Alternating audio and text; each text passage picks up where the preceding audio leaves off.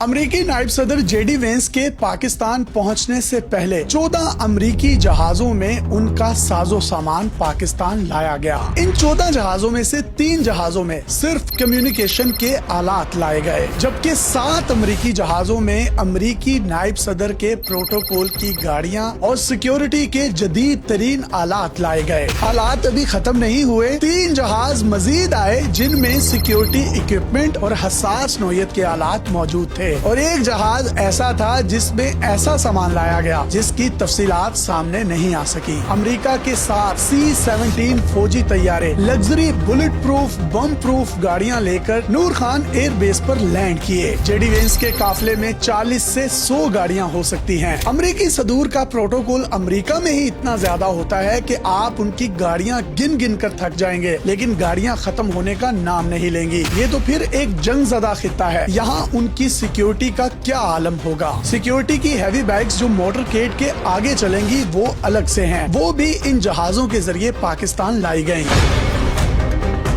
JD Vance जिस गाड़ी में बैठेंगे वो शेवरले सबर्बन है। ये इंतहाई टेक्नोलॉजी ओरिएंटेड और हैवीली आर्मर्ड गाड़ी है। इस गाड़ी को गोली तो बहुत दूर की बात, बॉम्ब से भी कोई फर्क नहीं पड़ता। ये बॉम्ब प्रूफ गाड़ी है। जेडी वेंस के स्टाफ के लिए अमेरिकन SUVs लाई गई हैं, जिनमें 7 से 9 अफराद बैठ सकते हैं। ये तमाम स्टाफ की गाड़ियां जेडी वेंस के आगे पीछे उनके सिक्योरिटी प्रोटोकॉल को यकीनी बनाएंगी। अगर हम अमेरिकन सदर की बात करें तो वो लेमोजिन 2018 मॉडल गाड़ी इस्तेमाल करते हैं, जिसकी कीमत तकरीबन $1.5 मिलियन के करीब है। प्रेसिडेंट ट्रंप जिस गाड़ी में सफर करते हैं उसका गेज 8 इंच मोटा है और उसमें बुलेट प्रूफ की 3 तहें मौजूद होती हैं। ये तहें सिरामिक, एल्यूमिनियम और स्टील पर मुश्तमिल होती हैं। अमेरिकन सदूर की गाड़ी के शीशे ही 5 इंच मोटे होते हैं, जो कि किसी भी किस्म के बुलेट को आसानी से स्लिप करवा सकते हैं, और ये तमाम शीशे भी बुलेट प्रूफ होते हैं। शेवरले की कीमत अमेरिका में $60,000 से $65,000 है, जो पाकिस्तानी $2.25 करोड़ बनते हैं। लेकिन यही गाड़ी जब पाकिस्तान आती है, इस पे ड्यूटी और टैक्सेस आयद कर दिए जाएं, तो इसकी कीमत तकरीबन 6 करोड़ के लगभग हो जाती है। लेकिन अगर इसको फुली आर्मर्ड करना हो, यानी बुलेट प्रूफ या बॉम्ब प्रूफ करना हो, तो इसकी कीमत में हैरत अंगेज इजाफा हो जाता है।